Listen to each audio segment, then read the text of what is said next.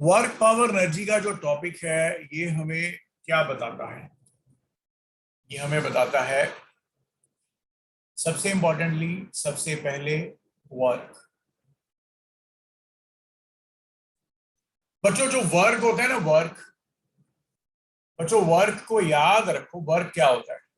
Anybody with a definition? किसी को definition पता है? डेफिनेशन पता है किसी को बेटा वर्क डन की? देखो, Sir, work हाँ, is to be done when a force is applied on it and an object get displaced from their original position. Yes, and that is called as the work done. मतलब हमने force समर्थ, इसको हम लोग बेटा force into displacement के साथ finish नहीं कर सकते। ओके, फोर्स, हाँ, फोर्स इनटू डिस्प्लेसमेंट को हम इसके साथ फिनिश नहीं कर सकते हैं।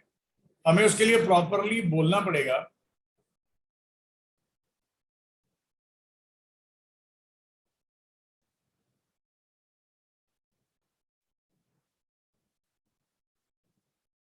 इसके लिए प्रॉपरली बोलना पड़ेगा वर्क डन है क्या। देखिए, मैं तुम्हें बता रहा हूं, इसमें ये नोट करो, write down. A work is said to be done by the force when, Sir, हाँ बेटा, गरिमा का next connection अभी weak है sir. ओके बेटा, ओके बेटा, थैंक यू बेटा, थैंक यू। देखिए, a work is said to be done by the force when a body get beta displaced in the direction of the applied force, in the direction of the applied force। जब आप force apply कर रहे हैं तो body जो है ना, वो बॉडी में डिस्प्लेसमेंट आ चुकी है, and it get displaced in the direction of the applied force, then that is called as the work done. अच्छा सुनो मेरी बात, जबरदस्त। देखो, अब मैं तुम्हें ना मतलब इसका बड़ा फंडामेंटल चीजें बताने वाला हूँ। ये इतनी फंडामेंटल है, ये चीजें दिमाग में रहेंगी तो ऐसा कभी नहीं होगा कि आपको वो कॉन्सेप्ट कुछ भी है, कोई न्यूमेरिकल ऐसा समझ ना लगे, पर एग्जीक्यूशन आपको ध्यान में रखना है। देखो बच्चों देखो, फिर से, work is said to be done by the force when a body gate displaced in the direction of the applied force, that is called as a work done by the force. तो सबसे पहली बात तो ये है बेटा कि जो वर्क है वो एक बेटा स्केलर क्वांटिटी है। वर्क तुम्हारे पास एक स्केलर क्वांटिटी है, ये पहला पॉइंट है। दूसरा पॉइंट ये है कि वर्क जो है, it could be positive, negative और जीरो, ये कुछ भी हो सकता है। बीइंग अ स्केलर, हम जो पहले पढ़ते हैं स्केलर्स आर ऑलवेज पॉजिटिव, ऐसा कुछ नहीं वर्ड होता। स्केलर्स नेगेटिव पॉजिटिव कुछ भी, मतलब pseudo scalar, pseudo vectors, tensors, बहुत सी नाम आ जाते हैं। तो आप लोग ये थोड़ा दिमाग में रख लो कि कुछ एक स्केलर्स होते हैं which can never be negative, पर देयर आर स्केलर्स आल्सो जिनकी वैल्यूज डिपेंड करती हैं किसी और पे, जैसे कि वर्क। तो वर्क डन एक तुम्हारे पास स्केलर क्वांटिटी होता है, और ये पॉजिटिव, नेगेटिव और जीरो होता है। और वर्क एक तुम्हारे पास स्केलर क्वांटिटी है। अच्छा सुनो मेरी बात, ये जबरदस्त पॉइंट है जो मैं बताने वाला हूं। देखो बेटा, तुम्हारे पास में ऐसे तुमने एक फोर्स लगाया इस पॉइंट पे बेटा, इस तरफ, एट एन एंगल थीटा बेटा, और ये बॉडी जो है ये यहां से यहां तक डिस्प्लेस हो गया, keeping the direction of the force same and everything same. तो एक तरह से तुम ये देखो, ये पॉइंट बड़ा जबरदस्त है, आपको ध्यान में रखने वाला पॉइंट है। ये पॉइंट पे तूने फोर्स लगाया, तो पॉइंट पहले पर तुम्हारे पास इस लोकेशन पे था, अब ये पॉइंट यहाँ पे है, तो एक तरह से ये पॉइंट का डिस्प्लेसमेंट कितना हो गया, एस। इस पॉइंट का डिस्प्लेसमेंट कितना हो गया बेटा, एस। तो नो डाउट जब तुम इसका एस डिस्प्लेसमेंट मानोगे तो इसका भी तो डिस्प्लेसमेंट एस ही आएगा ना बच्चे, बच्चों क्लियर हो गया। तो वर्क डन हमेशा क्या होता है बेटा, वर्क डन हमेशा क्या होता है, it is the product of the component of force, इस तरफ F cos theta with the displacement, या कह सकते हो, ऐसे बोल सकते हो कि वर्क डन निकालने के लिए, वर्क डन निकालने के लिए हमें हमें हमें डिस्प्लेसमेंट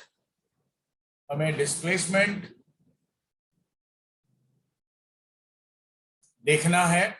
वर्क डन निकालने के लिए हमें डिस्प्लेसमेंट देखना है, वर्क डन निकालने के लिए हमें डिस्प्लेसमेंट देखना है इन the direction of, in the direction of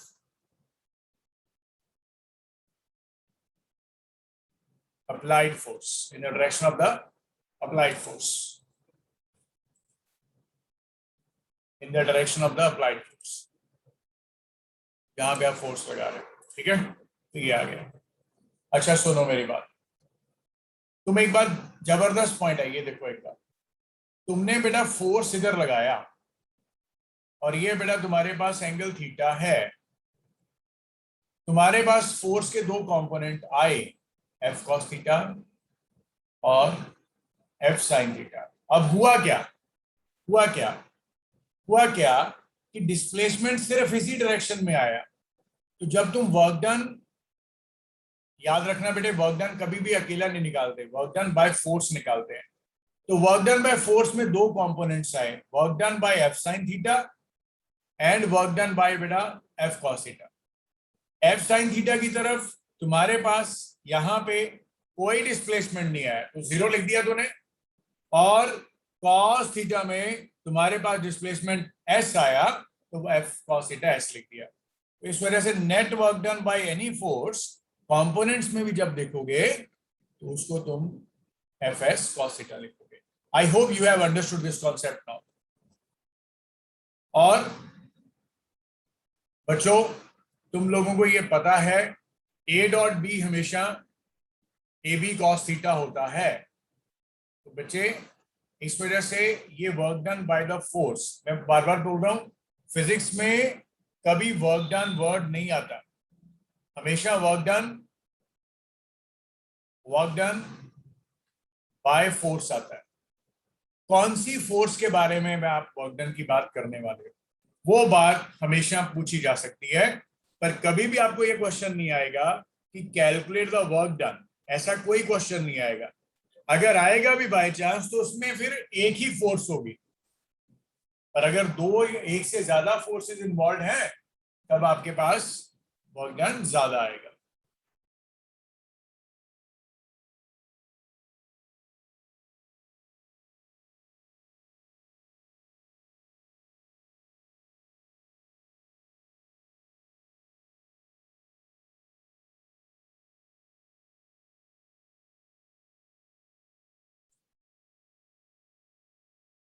okay okay बेटा, तो हम लोगों ने ये चीज को सीख लिया कि वर्क डन बाय फोर्स आएगा हमेशा, which is like you know the component of force with the displacement, component of the force with the displacement, या ऐसे भी कह सकते हैं, component of displacement in the direction of force, in the direction of force. So I think you people have understood the concept of work done. तुम लोगों ने छोटी क्लास में बेटा तुम लोगों ने पढ़ा था वर्क डन के बारे में कि वर्क डन को फोर्स इनटू डिस्प्लेसमेंट बोलते हैं। वो बिल्कुल भी गलत नहीं है, पर छोटी क्लास में थोड़ा काम किया होता है, बड़ी क्लास में ज्यादा अच्छे से काम करते हैं, तो वही हम कर रहे हैं अभी। तो वर्क डन एक क्वांटिटी है जिसको नो डाउट फोर्स लगेगा तो वर्क डन होगा, पर उसका जो इंटरप्रिटेशन है वो प्रॉपरली ऐसे दिया जाता है, work is said to be done by the force when a body gate displaced and that displacement is always in the direction of the applied force. ये एक जेन्युइन ट्रुथ है अबाउट वर्क डन। तो work done एक scalar quantity है, और being a scalar work could be positive, negative और zero. ये मैंने क्यों बोला, बिकॉज ये तीनों पैरामीटर्स जो हैं वो cos थीटा की वैल्यू पे डिपेंड करेंगे। तो तुम्हें पता ही है बेटा, cos थीटा की वैल्यू पॉजिटिव भी होती है, cos थीटा की वैल्यू जीरो भी होती है, cos थीटा की वैल्यू नेगेटिव भी होती है, ये तुम्हें पता है। इसलिए मैंने इसी के बिहाफ पे इसको बोला कि बिकॉज वर्क डन में cos थीटा का वैल्यू भी आ रहा है। अच्छा, दूसरी बात, वर्क डन, जब भी तुम्हें कोई वर्क डन निकालना है तो बिल्कुल याद रखना कि point of application of force कितना डिस्प्लेस हुआ है। यही वर्क डन निकालने का एक सही तरीका है। Point of application of force, कितना डिस्प्लेस हुआ है, वही फोर्स निकालने का एक मेथड है। तो हमें डिस्प्लेसमेंट देखना है इन the direction of the applied force. तो यहां पे मैंने फिर से थोड़ा एक्सप्लेन किया, मैंने फोर्स लगाया इस पॉइंट पे, दोनों के कंपोनेंट ले लिए, F cos theta, F sine theta, पर एफ कॉस थीटा की डायरेक्शन में डिस्प्लेसमेंट आया एस आया, और साइन थीटा की वैल्यू में इसमें कोई डिस्प्लेसमेंट नहीं आया इस केस में। इस तरह से work done for F sine theta and work done for F cos theta ये सबस्क्रिप्ट में लिखे हुए हैं। तो ये साइन थीटा का वर्क डन जीरो और इसका वर्क डन ये आ गया, और ये वर्क डन एफ एस आ गया, एफ एस कॉस थीटा आ गया। और कॉस थीटा का तुम्हें पता ही है हमेशा डॉट प्रोडक्ट होता है, और इसकी इंटरप्रिटेशन मैंने बोल दी, component of force with displacement or component of displacement in the direction of the force could be done in any way. Okay, अब देखिए, देखो बच्चों, मैं तुम्हें एक क्वेश्चन दे रहा हूं, इसमें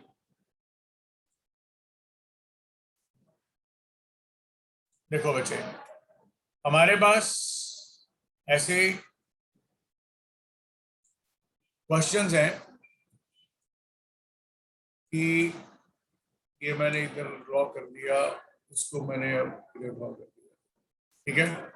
अब देखिए करना क्या है बेटा, देखो हमें दिया गया है कि एक ना तुम्हारे पास एक ब्लॉक है जहां पे तुम फोर्स लगा रहे हो,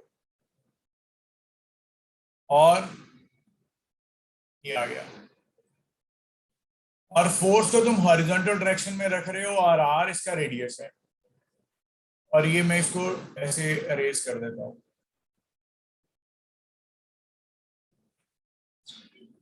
ये इसको मैं इधर से अरेज कर देता हूं, और ये तुम लोग यहाँ पे फोर्स लगा रहे हो, और ये जो फोर्स है, ये जो फोर्स है हमारे पास, ये जो हम इधर लगा रहे हैं, तो ये जो ब्लॉक है ये इधर तक जाएगा, ऊपर तक, यहां तक, ठीक है, ये आर रेडियस आएगा।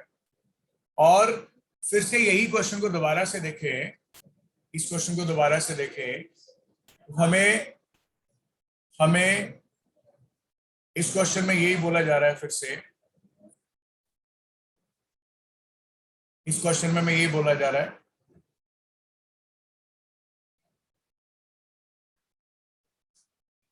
इसमें भी फोर्स लगा रहे हो, इसमें भी फोर्स लगा रहे हो, और यही बॉडी का इनिशियल पॉइंट है, यही बॉडी का फाइनल पॉइंट है, और इसमें भी बेटे सेम,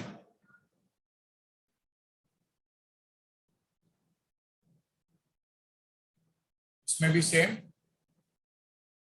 और इसमें भी तुम फोर्स लगा रहे हो, और इसमें फोर्स ऐसे लगा रहे हो लाइक दिस। अब मैं तुम्हें इन तीनों में डिफरेंस बता रहा हूं कि इन तीनों में डिफरेंस क्या है। देखिए, पहले केस में तुम्हें दे रखा है force is always directed in the horizontal direction बेटा। जो फोर्स है बेटा वो हॉरिजॉन्टल डायरेक्शन में आप लगा रहे हो, ठीक है। सेकंड पॉइंट बेटा, यहां पे तुम्हें बोला जा रहा है force is applied along the track. इसको हमने ट्रैक के अलोंग अप्लाई किया है, इसको हमने बेटा अलोंग द ट्रैक अप्लाई किया है। और थर्ड पॉइंट पे हमने बोला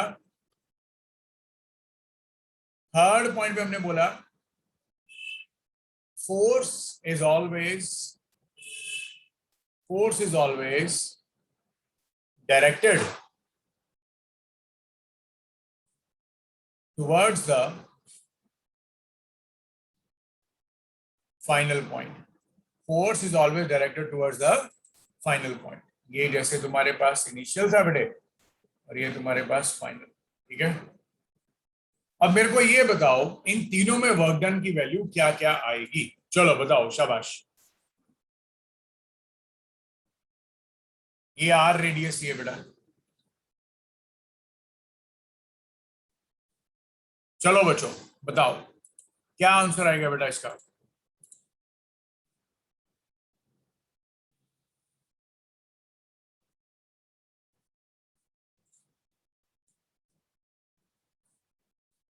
बताओ क्या आंसर आएगा इसका, जल्दी जल्दी से।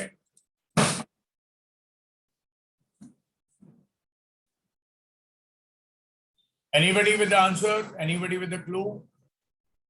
देखो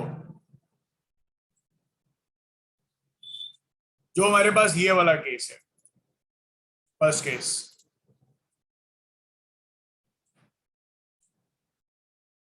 इस क्वेश्चन में हमारे पास क्या दिया गया है कि फोर्स जो है तुम लगा तो रहे हो पर हॉरिजॉन्टल डायरेक्शन में, तुम्हें डायरेक्शन ऑफ फोर्स को ध्यान में रखना जरूरी है। अब तो होगा क्या, ये किसी भी इंस्टेंट पे यहां पे तो आ जाएगा, पर तुम इसमें फोर्स तो हॉरिजॉन्टल डायरेक्शन पे ही लगा रहे हो। लॉजिकली समझो कि जब तुम फोर्स हॉरिजॉन्टल डायरेक्शन में लगा रहे हो तो ये आगे को तो जा रहा है, पर फाइनली ये यहां तक पहुंच गया। अच्छा अच्छी बात देखो, तुम्हें इसमें ग्रेविटी के बारे में बात ही नहीं करनी है। क्यों? क्योंकि ग्रेविटी की फोर्स के बारे में बोला ही नहीं जा रहा। बोला किसके जा रहा है? जिसकी वजह से तुम फोर्स लगा रहे हो, जो तुम्हारे पास एक तुम्हारे पास एक्सटर्नल फोर्स है, उसके बारे में बात की जा रही है। तो तुम ये देखो, तुमने through out the journey force को हॉरिजॉन्टल रखा। आप कभी एक्सपीरियंस भी करते होगे, जब आप फोर्स को हॉरिजॉन्टल डायरेक्शन में ही रख रहे हो तो ये आहिस्ता आहिस्ता आहिस्ता आहिस्ता आहिस्ता ये ब्लॉक ऊपर की तरफ जा रहा है, ऊपर की तरफ आहिस्ता आहिस्ता जा रहा है। तो इस केस में तुम्हारे पास ये इनिशियल पॉइंट था और ये फाइनल पॉइंट था। तो इस वजह से बेटा तुम्हारे पास जब तुम डिस्प्लेसमेंट देखोगे, एस वेक्टर, तो वो नो डाउट तुम्हारे पास ये डिस्प्लेसमेंट किस तरफ हुई है बेटा, यहां से यहां तक, राइट, यहां से यहां तक ये डिस्प्लेसमेंट हुई है। पर डिस्प्लेसमेंट का एक कंपोनेंट आएगा इस तरफ हॉरिजॉन्टल में, और इसकी वैल्यू कितनी आएगी बेटा? आर, ठीक है, ये डिस्प्लेसमेंट आई है इसकी। तो इस वजह से जब तुम इसका वर्क डन लिखोगे फोर्स के बारे में, इसका आंसर आएगा सिर्फ F R. Is it clear बच्चों? बेटा क्लियर हो गया सभी को? Yes sir. तो ये वर्क डन का वैल्यू आ गया। Everybody it is clear? Yes sir. किसी को कोई doubt, anything you want to ask बेटा? ये देखो मैं इसको ऐसे टेक्नोलॉजी की मदद से इसको प्लॉट करते हैं इधर, और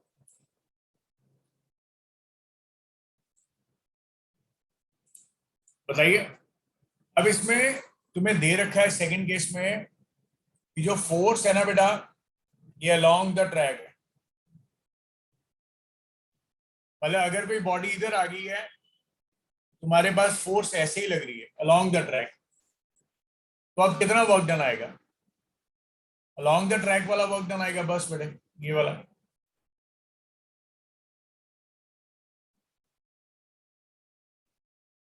ये वाला बेटे वर्क डन आएगा तुम्हारे पास। अब ये वर्क डन की वैल्यू किसके बराबर आएगी, ये समझने वाली बात है।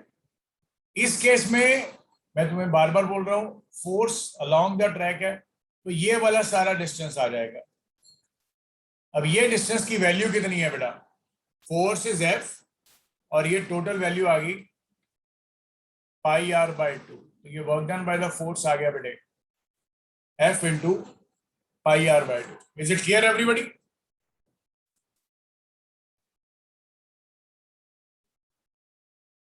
बच्चों क्लियर हो गया पॉइंट? इसमें वर्क डन का वैल्यू, दोनों में फर्क देखो बेटा। इस केस में यहां पे तो हॉरिजॉन्टली आएगा, नो डाउट यहां पे भी हॉरिजॉन्टली आएगा, पर जब ये ऊपर गया यहाँ पे, तो यहाँ पे भी हॉरिजॉन्टल डायरेक्शन रहा, पर यहाँ पे ये फोर्स का डायरेक्शन अलोंग द ट्रैक हो गया बेटे। ऐसे अलोंग द ट्रैक वाली ये डिस्प्लेसमेंट आएगी जो कलर है, ये डिस्प्लेसमेंट की वैल्यू कितनी आ जाएगी, पाई आर बाय 2। तो work done by the force कितना आएगा इस केस में, पाई आर बाय 2। ओके,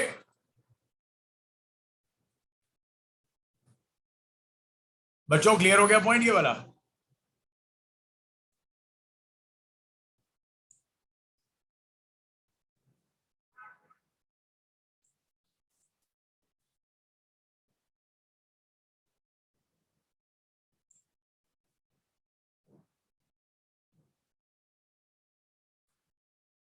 ये वर्क डन का आ गया। अब इस केस में force is always directed towards the final point, ये इनिशियल है और ये फाइनल है। अब ये डिस्प्लेसमेंट आएगा ये वाला, अब ये डिस्प्लेसमेंट कितना आएगा बेटा, ये 90 है, ये आर है, ये आर है, तो ये बेटा आ गया स्क्वायर रूट 2 आर। तो वर्क डन का वैल्यू आ जाएगा F into square root 2 R. क्योंकि ये किसी भी इंस्टेंट पे आएगा ब्लॉक, तो फोर्स का डायरेक्शन जो है वो हमेशा फाइनल पॉइंट की तरफ है, तो हमें सिर्फ फाइनल पॉइंट तक जो फोर्स की डायरेक्शन लग रही है उस तरफ कितना डिस्प्लेसमेंट है वही देखना है, वो स्क्वायर रूट 2 आर है। तो आप ये देख पा रहे हो इन तीनों डिफरेंट केसेस में इसमें तुम्हारे पास वर्क डन का फॉर्मूला या वैल्यू एफ आर आया, फोर्स एफ ई है, सब कुछ वही है, पर तीनों केसेस में बेटा वैल्यू अलग अलग आई, और उसका कारण क्या है, how the force is acting. तो तुम लोग ये बिल्कुल ध्यान में रखोगे, फोर्स कैसे लग रहा है और वो जो पॉइंट है वो कैसे मूव कर रहा है, तो वो चीज तुम्हें बहुत जबरदस्त वे में ध्यान में रखनी है कि फोर्स का एक्शन कैसा हो रहा है। ओके बच्चों, क्लियर हो गया पॉइंट ये वाला? Yes, sir. तो ये तुम्हारे पास एक वर्क डन आ गया, इसका वैल्यू देखो। अब एक और क्वेश्चन आपको बताते हैं। देखिए, हम लोग अभी जो वर्क डन तो करा है हमने, इसमें तुम्हें यह भी चीज समझ में लगेगी अब कि जो वर्क डन है उसका वैल्यू का नाम हम लोग एफ डॉट एस रखते हैं, जो कि एफ एस कॉस थीटा होता है, और कॉस थीटा की वैल्यूज अलग अलग। अगर थीटा का वैल्यू 0 और 90 से कम है, या थीटा का वैल्यू एग्जैक्ट 90 है, या 90 से बड़ा है, तो तुम्हारे पास वर्क डन इसमें नो डाउट पॉजिटिव आएगा, यहाँ पे वर्क डन नो डाउट 0 आएगा, यहाँ पे no doubt work done negative आएगा। ठीक है बेटा? अब लॉजिकली बहुत सिंपल सा पॉइंट सुन लो, इसमें मतलब ये फोर्स आएगी, ये एंगल थीटा आना चाहिए, इसमें बॉडी इधर को जा रही हो, वेलोसिटी ले लो चाहे डिस्प्लेसमेंट ले लो, कोई दिक्कत वाली बात नहीं है, और तो फोर्स इधर लगा रहे हो तो वर्क डन इसमें 0 आ जाएगा 90 डिग्री एंगल पे, और इसमें बॉडी इधर को जा रही है बेटा, तो फोर्स तुम ऐसे लगा रहे हो, ठीक है, यहाँ पे तुम्हारे पास ये एंगल ग्रेटर देन 90 आ गया। इस वजह से it could be positive, negative और 0, how the force is behaving, that is there. अब एक तुम्हें एग्जांपल शेयर करता हूँ, ये सबसे बेस्ट एग्जांपल है।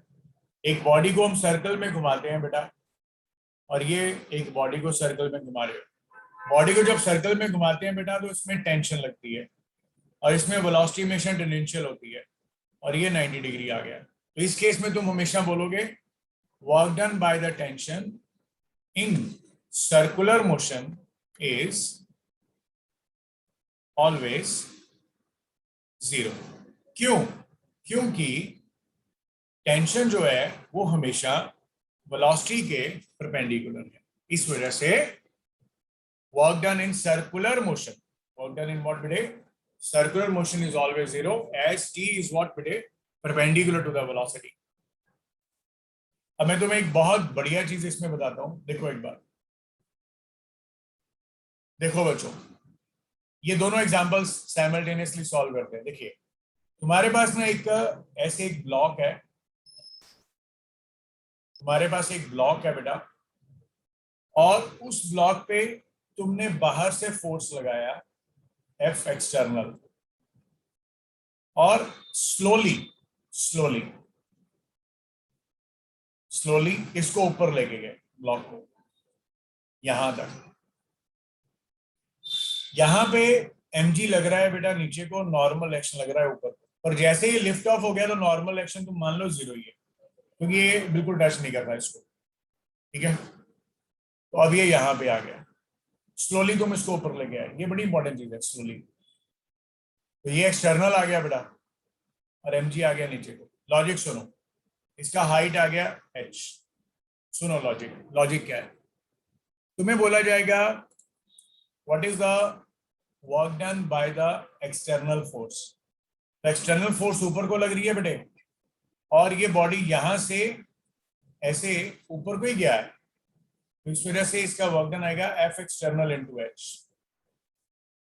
अब बोला जाएगा what is the work done bye mg, work done bye mg, तो तुम बोलोगे mg नीचे को लग रहा है, mg नीचे को लग रहा है, पर बॉडी ऊपर को ही जा रही है ना, इस वजह से दोनों के बीच में एंगल 180 हो गया, और cos 180 क्या होता है -1, तो वर्क डन बाय mg कितना आ गया -mg।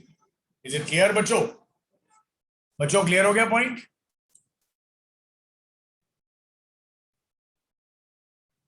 ये कंडीशन 1 है। Yes, sir. और एक तुम्हारे पास आ गया कंडीशन 2, यहां पे भी ये एक ब्लॉक है, mg लग रहा है। अभी मैं इसको थोड़ा रिवर्स में करता हूं, ठीक है।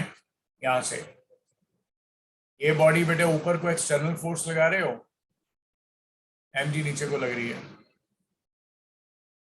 और बॉडी को अपन ऐसे लेके आ रहे हैं, ऊपर से नीचे लेके आ रहे हैं, mg नीचे को ही है और ये एक्सटर्नल है। और याद रखो नॉर्मल एक्शन इसमें जीरो ले रहे हो, क्योंकि जस्ट टच नहीं कर रहा है इसको, टच नहीं कर रहा है इसको, ठीक है। और ये h हाइट आ गया, तो अब इस केस में बोला जाएगा what is the work done, तो तुम देख पाओगे एक्सटर्नल फोर्स जो है ऊपर को लग रही है, पर ये बॉडी नीचे को आ रहा है,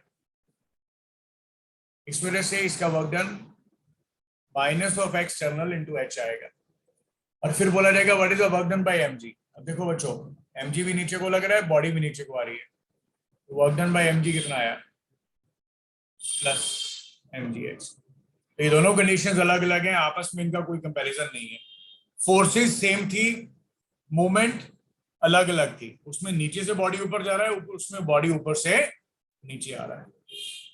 आई थिंक बच्चों ये चीजें क्लियर हो गई हैं तुम्हें बेटा।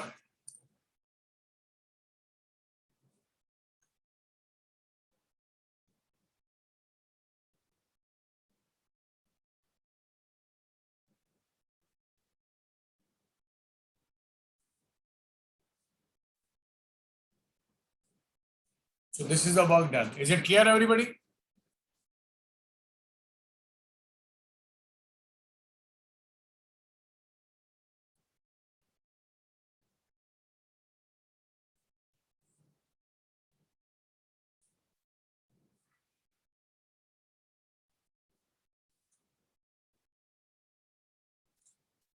ओके, तो यहां पे हम लोगों ने एक फंडामेंटल चीज को सीख लिया है कि वर्क डन को निकालना कैसे है, और वर्क डन अगर किस डायरेक्शन में कैसे कैसे लगाते हैं तो उसका एग्जीक्यूशन क्या रहता है। सुनो, अब सुनो, हमेशा याद रखना, इसको हम लोग क्लासिकल वर्क एनर्जी थ्योरम कहते हैं, क्लासिकल वर्क एनर्जी थ्योरम। इसमें हम लोग ये बोलते हैं net work done by the forces is always results in the change in kinetic energy. Always results in the change in kinetic energy. Net forces का जो वर्क डन है वो हमेशा काइनेटिक एनर्जी के चेंज में हमेशा आता है। और हमेशा याद रखना बेटा, ये जो हमने नेट वर्क डन लिखा फॉर ऑल द फोर्सेस, वो फोर्सेस कौन कौन सी है? ज्यादातर हम लोग 3 फोर्सेस लेंगे। कौन कौन सी? एक आपके पास होगी कंजर्वेटिव फोर्स, एक आपके पास होगी बेटे नॉन कंजर्वेटिव फोर्स, और एक होगी एक्सटर्नल फोर्स। इन 3 फोर्सेस के अलावा आप लोगों को फिजिक्स में, मैकेनिक्स में कोई फोर्स मिलने वाली नहीं है। सिर्फ यही 3 फोर्सेस। कौन कौन सी? Conservative force, non conservative force and external force.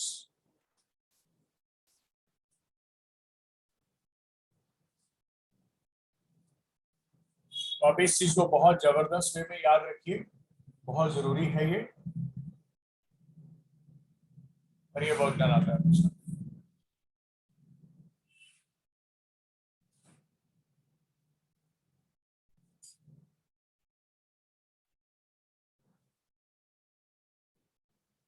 ठीक है, ये याद रखना। ठीक है, अच्छा अब मैं तुम्हें एक और क्वेश्चन देता हूँ। अच्छा सा क्वेश्चन है, बहुत बढ़िया क्वेश्चन है।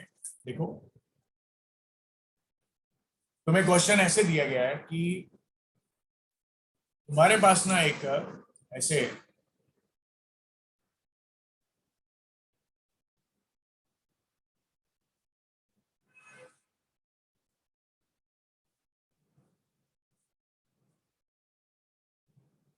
तुम्हारे पास एक ऐसे बेटा ये एक इंक्लाइन प्लेन है, रफ इंक्लाइन प्लेन है ये, और ये एक ब्लॉक है। इस पे तुम फोर्स लगा रहे हो एफ। तुम्हें बोला जा रहा है ये एल है और ये एच है।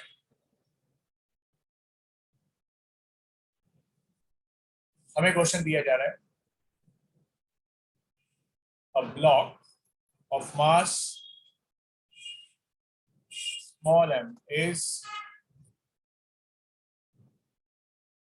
slowly hauled up. Slowly hauled up.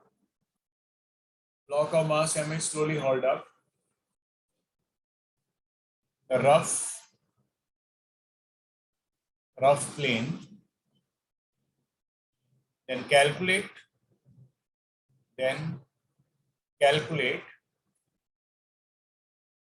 the work done. अब ये वर्ड नहीं आएगा calculate the work done, no. किसका work done? By the external force बेटा, बाय द एक्सटर्नल फोर्स। तुम्हें इसका वर्क डन निकालना है। अब सुनो इसको एग्जीक्यूशन कैसे करना है। देखो बेटा, तुम्हारे पास इस कॉन्सेप्ट में फोर्सेस कौन कौन सी लगेंगी। अब ये तुम्हें दे रखा है, ये रफ सरफेस है, और स्लोली लेके जा रहे हो। जब इसको स्लोली लेके जा रहे हो तो काइनेटिक एनर्जी का चेंज तो 0 आएगा। अब फोर्सेस कौन कौन सी? एक तो ये तो है ही है, एक तुम्हारे पास फ्रिक्शन लगेगा पीछे को, एक तुम्हारे पास नॉर्मल रिएक्शन लगेगा, और एक तुम्हारे पास mg लगेगा। बच्चों ये पॉइंट बताओ, ये क्लियर हुआ? बच्चों ये पॉइंट क्लियर हुआ सभी को?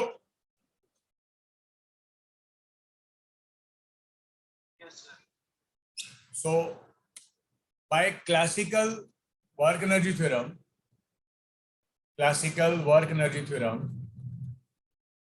क्या होता है? नेट वर्क डन बेटा किसके बराबर होता है? हमेशा चेंज इन काइनेटिक एनर्जी के। अब काइनेटिक एनर्जी का चेंज तुम्हारे पास किसके बराबर है? 0 के, क्योंकि स्लोली लेके जा रहे हैं उसको। अब इसमें वर्क डन कौन कौन कर रहा है? एक्सटर्नल फोर्स कर रहा है, और कौन कर रहा है? फ्रिक्शन कर रहा है, और कौन कर रहा है? mg कर रहा है, और कौन कर रहा है? नॉर्मल एक्शन कर रहा है, और ये 0। पर तुम्हें ये भी पता है बेटा, पर तुम्हें ये भी पता है कि जो नॉर्मल रिएक्शन वर्क डन करेगा वो 0 आएगा। क्यों? क्योंकि नॉर्मल रिएक्शन वाली जो फोर्स होती है बेटा, वो हमेशा इस केस में डिस्प्लेसमेंट के परपेंडिकुलर होगी, डिस्प्लेसमेंट के परपेंडिकुलर होगी, तो इसका वर्क डन 0 आएगा। तो इस वजह से अब हम लोग इस इक्वेशन को ऐसे लिख सकते हैं, work done by the force can be written as minus of the work done by the friction plus work done by the mg। Is it clear बच्चों?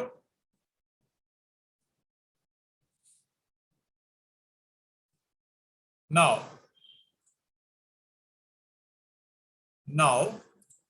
अब क्या होगा इसमें, ये समझने वाली बात है। देखो क्या होगा, तुम्हें मैंने पहले ही बता रखा है कि कोई भी ऐसा क्वेश्चन आ जाता है फिजिक्स में, तो तुम लोग हमेशा उसकी अप्रोच डिफरेंशियल और इंटीग्रेशन के साथ करते हो, ठीक है? तो तुम मान लो एक ब्लॉक को इधर से लेके आ रहे हो, इधर से ये फोर्स लगा के, और ये डिस्प्लेसमेंट का नाम तुम रख दो ds है, ये इसकी डिस्प्लेसमेंट है ds, और ये तुम्हारे पास आ गया x एक्सिस में, और ये आ गया तुम्हारे पास y एक्सिस। मतलब तुमने यहाँ पे इधर वाली साइड x एक्सिस और इधर वाली साइड y एक्सिस मान लिया, और यहाँ पे तुम्हारे पास बेटा फ्रिक्शन लग रहा है इधर, नॉर्मल एक्शन लगाने की जरूरत ही नहीं है, सिर्फ mg आएगा। तो तुम क्या लिखने वाले हो यहाँ पे? सबसे पहले तुम dwf निकालोगे, work done by friction small. Friction बेटा इधर को लग रहा है, माइनस के साथ आएगा, और बॉडी को तुम इससे ऊपर को लेके जा रहे हो, ds,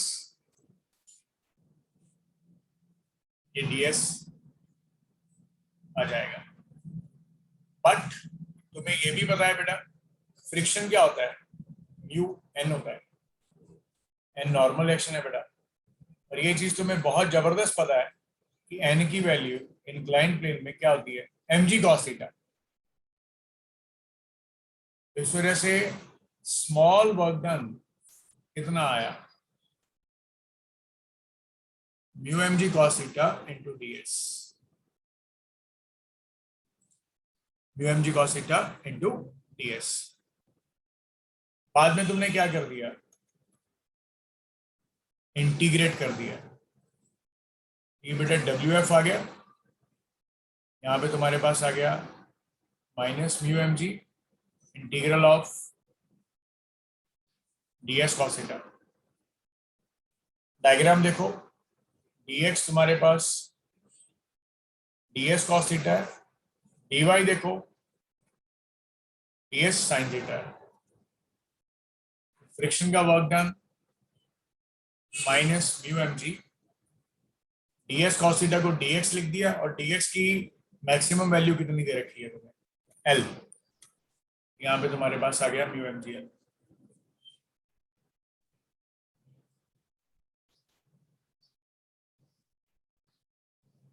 ये क्लियर हो गया। वैसे ही तुम लोग वर्क डन बाय mg निकालोगे, और वो तुम्हारे पास माइनस mg dy आएगा, नो डाउट, क्योंकि mg नीचे लग रहा है, ऊपर को जा रहा है। अब मैं तुम्हें ये जल्दी जल्दी इसलिए करवा रहा हूँ कि ताकि तुम खुद से ट्राई करना इसको, और जब तुम dy का इंटीग्रेशन करोगे ये आएगा माइनस mg, dy का इंटीग्रेशन क्या आ जाएगा? h तक, है ना? ये बेटे minus mgh। So work done by the friction applied force कितना आया? Minus work done by friction कितना? माइनस mgl, और ये माइनस mgh। माइनस माइनस बाहर आगे प्लस हो गया बेटे, mg कॉमन आ गया, ul प्लस h आंसर आ गया, ठीक है?